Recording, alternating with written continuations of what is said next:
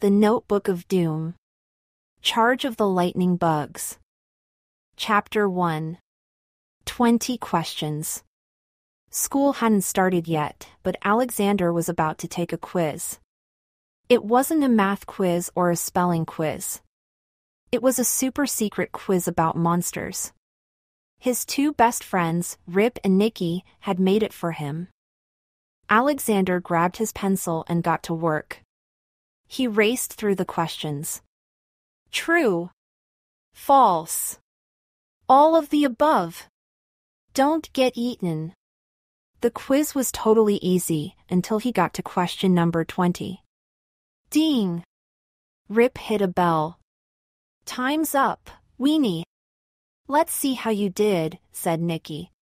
Rip, Nicky, and Alexander were the three members of the super-secret Monster Patrol. They were hanging out in an old caboose in the woods, SSMP headquarters. Alexander handed his quiz to Nicky.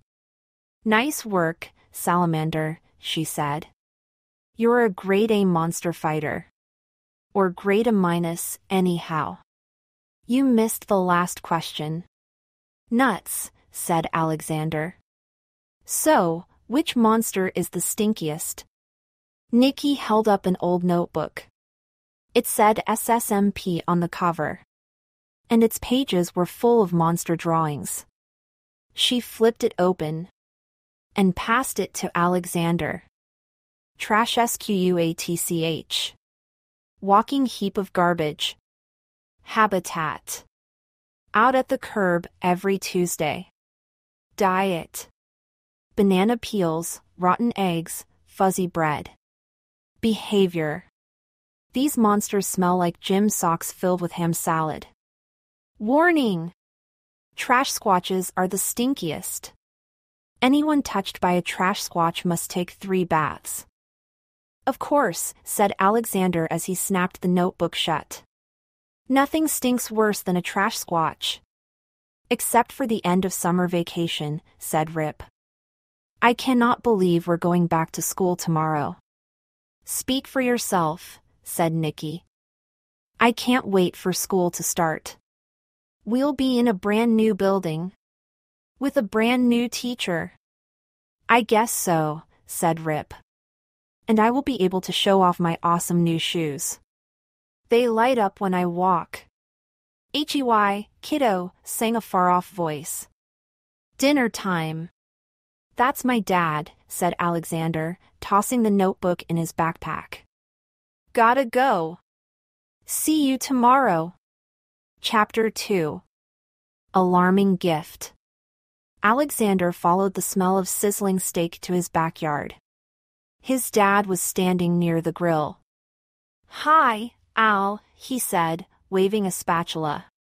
Welcome to our last cookout of the summer. Alexander took a seat at the picnic table. They ate steak and cheese sandwiches as the sun went down. And now, said his dad, here's a little back-to-school surprise. He gave Alexander a gift. Thanks, Dad, said Alexander. He ripped off the wrapping paper. An alarm clock, said Alexander. Just what I needed. I know, said his dad, smiling. You're always running late, so I thought his dad paused. What's that? Over by the woods? A tiny green spark flashed at the edge of the yard. A moment later, some more sparks began zigzagging through the air. Well, rinse my molars, Alexander's dad said. Lightning bugs. It's awfully late in the year for them. He got up and headed toward the house. I'll be right back, Al. Alexander watched the glowing bugs drift across his backyard. There were now hundreds of them. He felt like an astronaut in a galaxy of tiny green stars. Alexander's dad came back out, carrying an empty jar. Let's catch some lightning bugs, he said. Alexander looked at the jar. Will they be okay in there? He asked. Sure, said his dad. I poked holes in the lid. They'll be fine. Alexander and his dad ran around the yard, snatching lighting bugs. Before long, the jar was glowing like a lantern. "Perfect," said Alexander's dad. "Now, off to bed. I'll come tuck you in after I clean up." Alexander carried the glowing jar into his bedroom. He put on his pajamas, brushed his teeth, and plopped into bed. A minute later, Alexander's dad came in, carrying the new alarm clock. "You left this outside," he said. He put the clock on the nightstand and pressed a few buttons. "There. Your alarm is set for 6:30 a.m. That should give us plenty of time for a nice, fresh start." Alexander's dad turned out the light and closed the door. The bugs glowed green, but a little dimmer than before. Alexander tapped on the jar. "Poor little guys," he said. He got out of bed and opened his window. Then he unscrewed the lid on the jar. "You're free," he whispered. "Now shoo!" The lightning bugs flew out of the jar. But they didn't leave his room. One landed on his alarm clock, glowing extra bright. "Good night, bugs," said Alexander, climbing back into bed. He watched the twinkling bugs swirl around his ceiling until he fell asleep. Chapter 3. 0 o'clock. The next morning, Alexander woke up feeling groggy. The lightning bugs were all gone. He yawned as he glanced over at his new alarm clock. Alexander rubbed his eyes. 0 o'clock? He thought. That's impossible. Bleep. The clock's screen blinked. Then it displayed a strange symbol. Alexander sat up. Huh? The clock's screen went dim. Alexander hit a few buttons, but the clock stayed dark. Great, he thought. My brand new alarm clock is already broken. What time is it? He got up and shuffled out of his bedroom. He could hear his dad snoring. There was a grandfather clock in the hallway. Little hand points halfway between 10 and 11.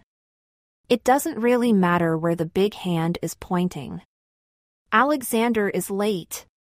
Dad! Wake up! Alexander screamed. We overslept. Thunk! Alexander's dad fell out of bed. He staggered into the hallway. Hey, Al, he said. He yawned wide, like a lion. My alarm clock seems to be dead. Yours, too, said Alexander. That's dash holy overbite, shouted Alexander's dad, pointing to the grandfather clock. It's after 10:30. We overslept. We have to go now. Alexander raced to his room to get dressed. He dashed downstairs. His dad was already there, brushing his teeth in the kitchen sink. Grab a banana for breakfast, Al, he said. And you'll have to buy lunch today. He ran to the door. Meet me at the car. Go, go, go! Alexander tried to tie his shoes with one hand and eat a banana with the other. Then he headed outside. His dad ran over to him, wearing a helmet. Change of plans, he yelled. We're taking our bikes.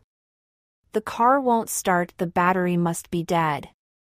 That's too bad, said Alexander. They jumped on their bikes and pedaled down the driveway. Good luck, kiddo, said Alexander's dad. See you after school, said Alexander.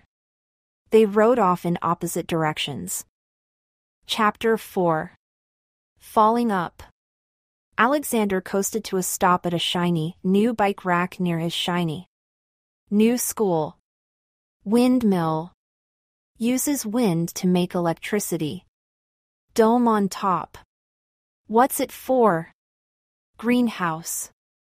For growing plants. Solar panels. Use sunlight to make electricity. Top part, metal and glass, like a skyscraper. Bottom part made of stone, like a castle. Stermont Elementary. Alexander ran inside. The lobby was 14 stories tall, with 14-story windows letting in 14 stories worth of sunlight. The back wall was lined with escalators. There was a desk in the middle of the lobby. Alexander read the nameplate on the desk. Alexander did not see anyone, so he rang the bell. Eep! Mr. Horsley jumped up from beneath the desk. Why were you hiding? Asked Alexander. Mr. Horsley pointed to the ceiling. Because I have to sit under this, he said. Alexander looked up. A huge sculpture hung over the desk, sort of like a mobile hanging over a crib. Except instead of little clouds and rainbows, this mobile was a bunch of spiky cement balls. Alexander frowned. That sculpture is more ugly than scary, he said. Mr. Horsley gulped, loudly. It was hard to believe that he was once a member of the SSMP. So, anyway, said Alexander. Can you tell me where my classroom is? Mr. Horsley checked the time. His eyebrows shot up. Oh, my. You're so late. It's almost lunchtime. He grabbed his clipboard. Let's see, 6th graders are on the ground floor, kindergartners are on the 11th floor. And the 13th floor is off limits, of course. Ah. Here you are, 9th floor. Dr. Tallow's class. Click! The desk lamp suddenly switched off. Mr. Horsley gave Alexander a worried look. He turned the lamp back on. Okay, thanks, said Alexander. He ran to the escalator, but stopped at the bottom. The metal steps were whirring up fast. Too fast. He counted to 3 and jumped on. Zwoop! The escalator whisked Alexander to the 2nd floor. He felt like a character in a video game. He hopped onto the next escalator. It was moving even faster. He heard the wind whoosh by his ears until flump. He was thrown off on the 3rd floor. Alexander sat up, blinking. Whoa, he thought. I don't remember escalators being so speedy. He still had 6 floors to go. Chapter 5. Shockingly late. Alexander had almost gotten the hang of the super-fast escalators by the time he made it to the 9th floor. He scooted down the carpeted hallway to a big yellow door. Alexander pulled the door handle. A jolt of electricity shocked his hand. Awk! He yelped as the door swung open. Everyone in the room looked up from their school books. Rip and Nicky waved from the back row. Actually, Nicky waved. Rip crossed his eyes and stuck out his tongue. Said Alexander, tugging his backpack straps. The door zapped me. Alexander's new teacher was writing on the board. She capped her marker and turned around. Sorry I'm late, Alexander mumbled. Dr. Tallow grinned so wide, it stretched at her face. No worries, sweetie, she said. It's only the first day of school. She spoke warmly, like someone lulling a puppy to sleep. Alexander took a step into the room. It was cheery and warm classroom in the broken-down hospital. Dr. Tallow led Alexander to a desk in the front row. Then she went back to the board. Tomorrow, she said, we'll see a star show in our planetarium. The ceiling lights began to flicker. Not again, groaned Rip. Alexander looked up at the lights. He could hear a faint humming sound. Dr. Tallow kept smiling. Don't worry. If the lights go out, we have these sunny windows. She glanced at the clock. But since the lights are acting up, why don't you head down to the 2nd floor? We'll start lunch early. Everyone cheered for their new teacher. Except Nicky. She yanked her hoodie down over her face. All Alexander could see was her frown. Chapter 6. Downward March. Salamander, you're the most late-to-school kid in history, said Rip, on their way to lunch. I overslept, said Alexander. I'm just glad Dr. Tallow wasn't mad. She seems great. Yeah, I guess, said Nicky. Come on, slowpokes, said Rip. They rushed toward the escalators. Last one to the cafeteria is a trash squatch. Huh? Rip stopped in his tracks. The escalators were no longer running at super speed. In fact, they weren't running at all. Oh, said Nicky. Looks like we're walking down to lunch. Clomp! Clomp! They joined the rest of their classmates in the long march down to lunch. Rip's new shoes lit up with each step. They passed a tired-looking teacher huffing and puffing up the opposite escalator. He was carrying a big bunch of pens. Hi, Mr. Plunkett, said Alexander. What's with all the pens? Oh, hi, students, he said. Our electric pencil sharpeners are on the fritz. My class needs something to write with. Mr. Plunkett trudged up to the next floor. That's strange, thought Alexander. I saw Mr. Horsley's lamp flick off, too, all by itself. Alexander, Rip, and Nicky finally reached the shiny new lunchroom on the second floor. Look, said Nicky, pointing to an electronic screen on the wall. A normal lunch, for once. Yes! Rip shouted. He high-fived Alexander. The friends were jolted back by a quick, painful shock. Ow, said Alexander. Why do I keep getting shocked today? Are you dragging your feet on the new carpet? Said Nicky. Sometimes that can make you get zapped. BZZZT. Then the menu screen flickered, and the words changed. You guys, Alexander whispered, I think that message is a warning. For us. Nicky scrunched up her face. What are you getting at, Salamander?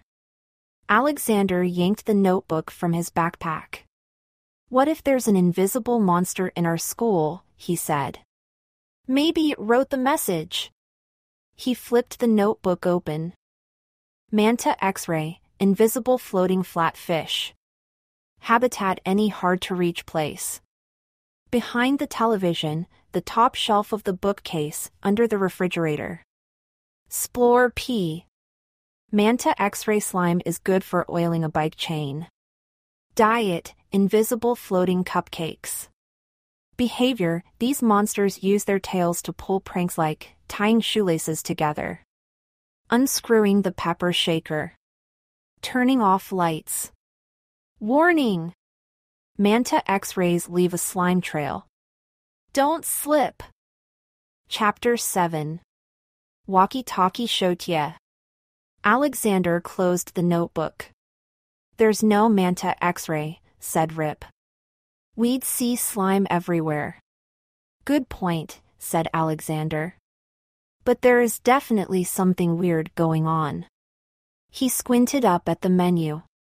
That clearly looks like a warning to me. And what does that jagged arrow mean? I feel like I've seen it before. Maybe the cafeteria workers haven't figured out the new menu, said Nicky. Grown-ups always have trouble with computers. BZZZT. A second later, the screen changed back. Sort of. New. Rip shouted at the screen. Go back to Snickerdoodles. The three friends got their trays and took a seat. Alexander used his fork to draw a zigzag arrow on his cheesy banana shrimp loaf.